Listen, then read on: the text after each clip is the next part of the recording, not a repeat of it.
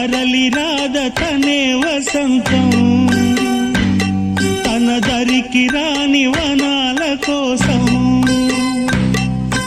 తరలి రాద తనే వసంతం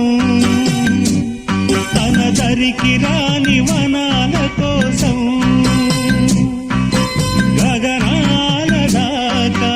అలసాగకుంటే మేఘాల రాగం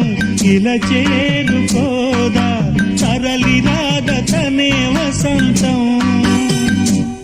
తన దరికి రాని వనాల కోసం